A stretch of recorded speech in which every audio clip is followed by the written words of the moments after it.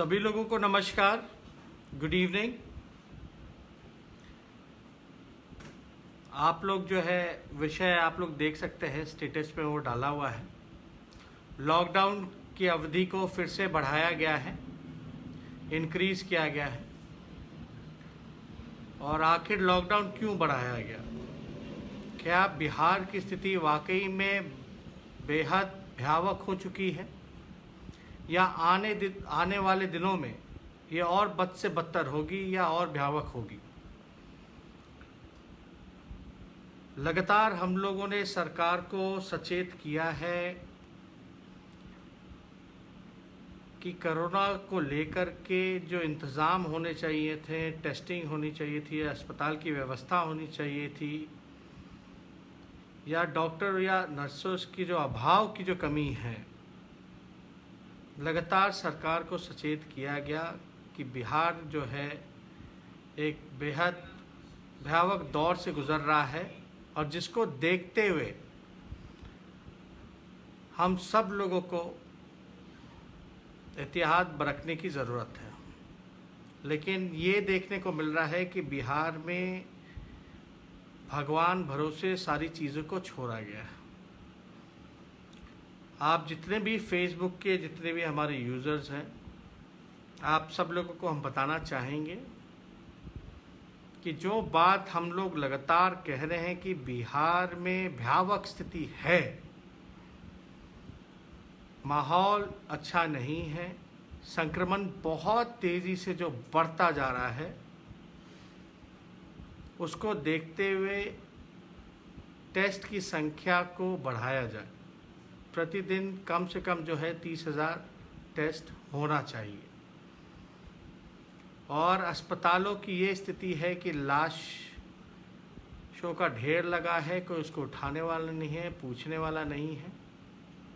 कुछ दिन पहले हमने ट्वीट किया था, एक वीडियो डाला था, एकमात्र डेडिकेटेड अस्पताल जो NMCH है कोविड-19 को लेके, वहाँ जो कोरोना पॉजिटिव जो पेशेंट थे उनके बेटे ने एक वीडियो बनाई थी जिसमें ये दिखाया गया था कि वहाँ ना डॉक्टर है, ना नर्स है, ना कोई पूछने वाला है, कोई व्यवस्था नहीं है।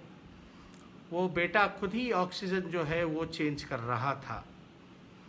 दुख की बात ये है कि आज जो है उनके पिता की देहांत हो गई, मृत्यु हो गई।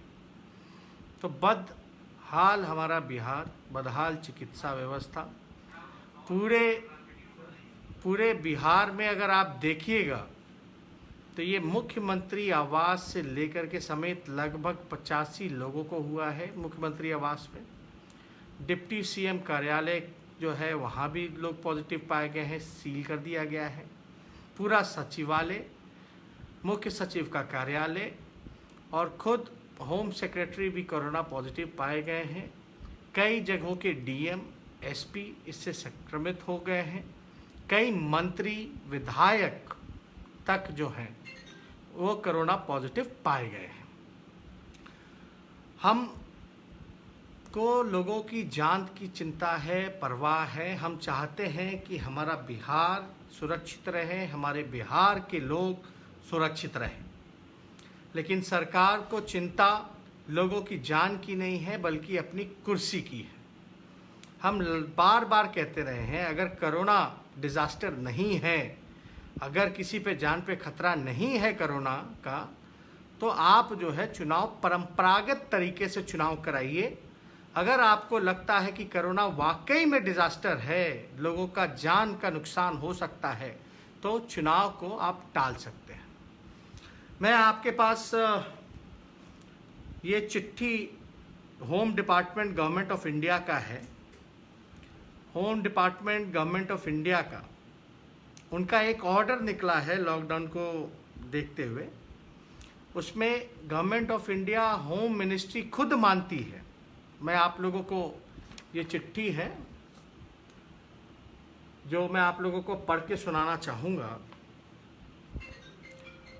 There is an alarming surge in COVID-19 positive cases in state of Bihar in last 3 weeks, wherein positivity rate has also been considerably high. मैं फिर से आप लोगों के बीच ये दोहराऊंगा। There is an alarming surge in COVID-19 positive cases in state of Bihar in last 3 weeks, wherein positivity rate has been also considerably high. इसमें बिहार सरकार इस चिट्ठी में खुद मान रही है कि जो पॉजिटिव केसेस जो हैं लास्ट के 3 हफ्तों में इसमें काफ़ी इजाफा बढ़ोतरी हुई है, और बिहार सरकार ये भी मान रही है कि there is an alarming surge in कोविड-19 पॉजिटिव केसेस, यानी ये अलार्मिंग सर्ज हो चुका है पूरी तरीके से। आने वाला समय जो है और भी भयावह होगा। जो जानकार हैं, हेल्थ के जानकार हैं या यूएन है, ये खुद मानते हैं कि आने वाले महीनों में यानी फरवरी के माह में ये बद से बदतर और हो जाएगा, यानी अगस्त, सितंबर, अक्टूबर में इसका संक्रमण जो है और तेजी से फैलेगा, और ऐसी स्थिति बिहार में आ जाएगी कि जो डेथ रेट है वो भी बढ़ रहा है, तो एक एक दिन में लाखों लोगों का लाश जो है आपको देखने को मिलेगा। ये स्थिति बिहार में पैदा हो रही है। आप सब लोगों को पता है कि उत्तर बिहार पूरी तरीके से बाढ़ से जूझ रहा है। पूरा गांव, काफ़ी गांव जो है वो डूब चुका है। जब खुद सरकार के लोग, मुख्यमंत्री सुरक्षित नहीं है, पॉजिटिव पाए जा रहे हैं, पूरा कैबिनेट पॉजिटिव पाया जा रहा है, पूरा सचिवालय, अधिकारी, आईएएस, आईपीएस, पुलिस महकमा, नर्सेस, डॉक्टर, 2 हमारे डॉक्टरों का देहांत हो चुका है, और काफ़ी बड़ी संख्या में डॉक्टर्स भी जो हैं, नर्सेस भी जो हैं, वो पॉजिटिव पाए जा रहे हैं। और कल जो डॉक्टर की खबर आई, 2 डॉक्टरों की देहांत हो गई कोविड-19 से। हम लोग दर्जा दिए हैं कि ये कोरोना योद्धा हैं, देश के लिए लड़ रहे हैं, और अपने जान को खतरे में डालते हुए जितने हमारे डॉक्टर्स हैं वो जो जान को खतरा में डालते हुए देश की सेवा कर रहे हैं, आपकी सेवा कर रहे हैं। उन डॉक्टरों को हम सलाम करते हैं, और उन जो डॉक्टरों की देहांत हुई है उनके परिजनों के लिए हमारी संवेदनाएं हैं। और हम चाहेंगे कि ऐसे डॉक्टर जिन लोगों ने जान पे खेल करके अपनी जान की बिना परवाह किए हुए जान उनकी चली गई, उन दोनों डॉक्टर के परिवारों को 1-1 करोड़ रुपया हम चाहेंगे कि सरकार उनको देने का काम करे, और शहीद का दर्जा भी उनको दिया जाए। ये हमारी सरकार से मांग रहेगी, क्योंकि डॉक्टर जो है वही भगवान का रूप है। और आप सब लोगों ने एक बात कहीं ना कहीं पढ़ा होगा, देखा होगा कि मंदिर इसलिए बंद है क्योंकि भगवान जो हैं वो अस्पतालों में काम कर रहे हैं। तो ये भगवान का दर्जा मिला है डॉक्टरों को, और जब डॉक्टर अपनी जान की बिना परवाह किए हुए जब आप लोगों की सेवा में लगे हैं, तो यहाँ ये स्थिति है। सरकार के सामने डॉक्टर भी धरने पे बैठे हैं कि भाई उनको भी पीपीई किट उपलब्ध कराई जाए। आप सब लोगों ने देखा कि लाशों का ढेर जो है वो लगा पड़ा है। अभी बैंक कोई दवा लेने गया केमिस्ट के बाहर, तो वहीं वो कोरोना पॉजिटिव पाया गया, वहीं उनकी मृत्यु हो गई। और अभी दुखद ये बात है कि गया में एक महिला के साथ गैंगरेप किया गया। वो गैंगरेप कहाँ किया गया? आइसोलेशन वार्ड में किया गया था, लॉकडाउन के पीरियड में। और दुख की बात यह है कि अभी हमको सूचना मिल रही है कि पटना के पीएमसीएच में एक महिला के साथ जो कोविड-19 के पेशेंट थी, उसके साथ जो है बलात्कार किया गया पटना के पीएमसीएच में, जिसका हम पूरी तरीके से निंदा करते हैं, और दोषी को कड़ी से कड़ी सज़ा मिली जाए। लेकिन ये स्थिति आप समझ सकते हैं, जो पीएमसीएच पटना का ही नहीं बल्कि पूरे बिहार का सबसे बड़ा अस्पताल है, वहाँ अगर ऐसी घटनाएं हो रही हैं तो कितनी निराशाजनक ये बात है। कितना हम बिहारी होने के नाते शर्मिंदगी महसूस करते हैं कि ऐसी घटनाएं, जो नीतीश जी कहते हैं कि यहाँ सुशासन का राज है, लॉ एंड ऑर्डर दुरुस्त है, वहाँ पॉजिटिव पेशेंट्स के साथ अस्पताल में, सरकारी अस्पताल में रेप कर दिया जाता है। ये घटना बेहद ही निंदनीय है, और सरकार को इसका जवाब देना चाहिए। देखिए, हमको चुनाव की चिंता नहीं, हम लोगों को सत्ता का भूख नहीं, बल्कि हमको आप लोगों का दुख दर्द को मिटाने के लिए जो आवाज़ उठाना पड़े वो हम उठा रहे हैं। हम आप लोगों के साथ हैं, खड़े हैं, हमारी पूरी पार्टी खड़ी है। हम चाहते हैं कि लोगों का जान बचे, क्योंकि जान है तो जहां है। आप सब लोग जानते हैं ये लोग लाशों के ढेर पे चुनाव कराना चाहते हैं, और हमारी इलेक्शन कमीशन से भी मांग है कि भाई अगर कोविड-19 अगर खतरा नहीं है तो आप परंपरागत तरीके से कराइए, नहीं तो थोड़ा आप जो है उसमें विलम्ब कीजिए, थोड़ा देरी से भी हो तो कोई बात नहीं, लोगों की जान बचनी चाहिए। क्योंकि लोकतंत्र में अगर लोक ही नहीं रहेगा तो तंत्र का कोई मतलब नहीं रहेगा। इसलिए हम लोगों की मांग है कि सब लोग सुरक्षित रहें, ज़्यादा से ज़्यादा लोग बूथ पे जाएं, लेकिन ये तब हो पाएगा जब हम सब लोग मिल करके कोरोना से लड़ेंगे। लेकिन सरकार जो है, नीतीश कुमार जी या बीजेपी के लोग लगातार जो है आप देखते होंगे वर्चुअल रैली कर रहे हैं, चुनाव की तैयारी कर रहे हैं, और बिहार के लोग मर रहे हैं कोविड-19 से या बाढ़ के चलते। पूरी तरीके से अफरा तफरी मची हुई है, माहौल जो है वो ठीक नहीं है। ये वर्चुअल रैली करते रहे, लेकिन काम जो है ये वल्चर वाला कर रहे हैं। इसलिए आप सब लोगों से हम प्रार्थना करेंगे कि आप सब लोग अपना ख्याल रखिए। बिहार में सब कुछ भगवान भरोसे है। मास्क, हैंड सैनिटाइज़र का बार बार आप लोग इस्तेमाल कीजिए, और कोविड-19 से हम सब लोगों को लड़ना है। लेकिन विपक्ष के लोग जो हैं बार बार तेजस्वी को गाली देते हैं। सत्ता में बैठे हुए लोग वो कह रहे हैं कि हम चुनाव से भाग रहे हैं। हम चुनाव से भागने वाले नहीं हैं, आप सब लोगों को पता है ये बात। चुनाव आज नहीं तो कल होगा, लेकिन चुनाव में लोग जो है सुरक्षित रहें। जनता दल यूनाइटेड कहती है कि एक चरण में चुनाव होना चाहिए, एक चरण में चुनाव होना चाहिए। अभी मैं पूछना चाहता हूँ, लॉकडाउन किस लिए किया गया है? पूरा मुख्यमंत्री क्वारंटाइन हो रखे हैं, पूरा सचिवालय क्वारंटाइन हो रखा है, पूरा मंत्रालय क्वारंटाइन हो रखा है, सारे अधिकारी क्वारंटाइन हो रखे हैं, कहीं सुनवाई नहीं है, लाशों को उठाया नहीं जा रहा है। इस हालत में चुनाव कराना कितना उचित है वो आप लोगों को निर्णय करना है, आप लोगों को आवाज़ उठाना है। हमारा बस यही कहना है कि जहां सब लोग क्वारंटाइन हो रखे हैं वहां इस स्थिति में ये चुनाव कितना सटीक रहेगा या नहीं रहेगा ये आप लोग सब लोग जानते हैं। अब जहां विपक्ष सत्ता में बैठे लोग कहते हैं, हमको गाली दे रहे हैं कि भाग रहे हैं, अरे भाई चुनाव कल नहीं तो आज होना ही है, उससे हम कहाँ भाग सकते हैं। लेकिन हमको जान की परवाह है, लोगों की चिंता है। लेकिन सरकार के लोगों को आखिर इतनी हड़बड़ी क्यों है, इतनी भगदड़ क्यों मची हुई है, ये हम पूछना चाहते हैं। कितना आनन फानन में ये लोग चुनाव क्यों चाहते हैं, बल्कि पूरा बिहार की चिकित्सा व्यवस्था चौपट हो चुकी है। ये मेरा कहना नहीं है, बल्कि यूनिसेफ का कहना है, नीति आयोग का कहना है, NHRM का कहना है। तो ये सारे आंकड़े जब हैं तो हम सब लोगों को पहली प्राथमिकता बनती है कि आखिर चुनाव कौन कराएगा, जो लोग संक्रमित है। जेडीयू कहती है कि एक फेज में चुनाव कराएगी। हम कहना चाहते हैं कि नीतीश जी कहते हैं लॉकडाउन है, लॉकडाउन में घर के बाहर आप मत निकलिए, लेकिन दूसरे तरफ वो कहते हैं कि चुनाव कराएंगे और एक फेज में कराएंगे। आपको पता है बिहार की आबादी 12 से 13 करोड़ लोगों की है। 12 से 13 करोड़ में लगभग जो है 7 करोड़ वोटर्स हैं। 7 करोड़ वोटर्स का अगर एक फेज में अगर टर्नआउट अगर 50% भी लेते हैं तो 3.5 करोड़ वोटर्स जो है वो घर से बाहर निकलेंगे। 50 लाख और ले लीजिए सुरक्षाकर्मी, कर्मचारी, पदाधिकारी, अधिकारी, यानी 4 करोड़ लोग अगर जिस दिन घर से बाहर निकलेंगे तो क्या स्थिति होगी वो आप सब लोग जानते हैं। तो इसलिए हम लोग बार बार कहते रहे हैं कि ये दोहरी नीति नहीं चलेगी। हम लोगों को जनता की चिंता है, इनको कुर्सी की चिंता है।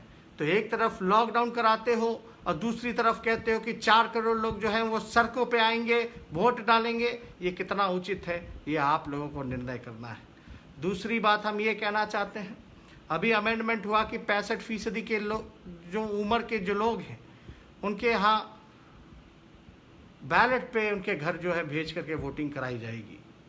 लेकिन आप सब लोग जानते हैं ये अमेंडमेंट किस आधार पे हुआ। गजट में अमेंडमेंट हुआ डिज़ास्टर को लेकर के, यानी सरकार के लोग ही मान रहे हैं कि बिहार में डिज़ास्टर है। और ये चिट्ठी भी हमने आपको दिखाई है कि बिहार में पूरी तरीके से अलार्मिंग जो है स्टेज आ चुका है, जो उचित नहीं होगा। लेकिन हम लोग चाहते हैं कि चुनाव के आड़ में, ये कोरोना के आड़ में ये लोग जो है फेयर इलेक्शन नहीं कराएंगे। 65 के उम्र वाले चुनाव लड़ सकते हैं, चुनाव में प्रचार कर सकते हैं, लेकिन वोट देने बूथ पे नहीं जा सकते हैं। ये कितना उचित होगा, ये आप सब लोगों को विचार करना है। और क्या सिस्टम होगा, बूथ पे जाए या बूथ पे ना जाए, घर बैठ कर के दे, लेकिन वोट जो डब्बा लेकर के जो घर घर घूमेगा 65 साल की उम्र के ऊपर वालों के लिए, तो वो अलग अलग घर घूमेगा, ऐसे ही संक्रमण जो है वो बढ़ेगा। तो ये कहीं से भी उचित नहीं है।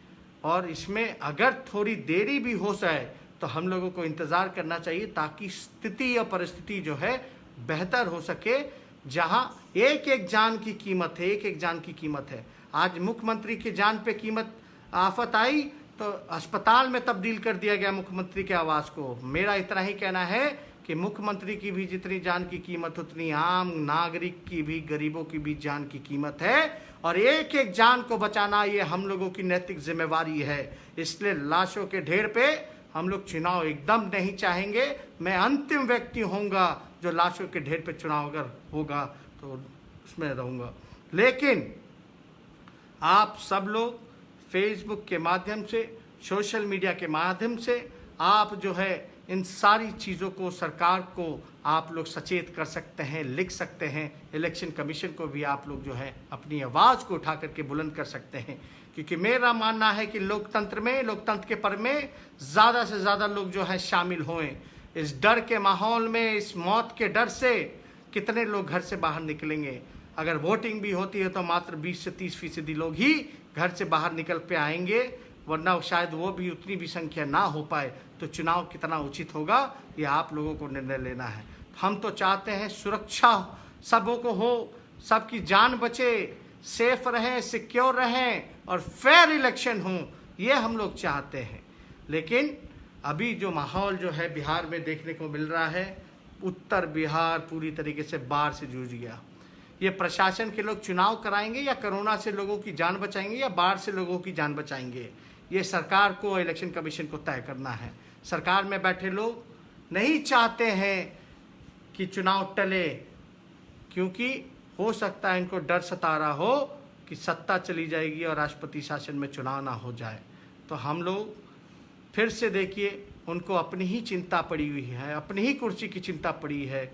फिर लोगों का चाहे जान जाए या लोग मरें, बेघर हों, इससे उनको कोई परवाह नहीं। उनको बस अपनी चिंता की उनकी सत्ता ना निकल जाए, उनकी कुर्सी जो है वो ना निकल जाए। इसलिए मेरा एक कर्तव्य था आप लोगों के बीच आकर के इन सारी चीज़ों का, बातों को रखने का। और आप अंदाज़ा लगाइए कि उस बच्ची के साथ जो है बलात्कार होता है पीएमसीएच में, जो कोविड-19 पॉजिटिव है, और होता भी कहाँ है, सरकारी अस्पताल में, जो बिहार का सबसे बड़ा अस्पताल है, पीएमसीएच में ये घटना होता है। आप समझ सकते हैं बिहार में जंगल राज नहीं बल्कि राक्षस राज कायम हो चुका है। मैं पूछना चाहता हूं, टेस्टिंग क्यों नहीं बढ़ाई जा रही है?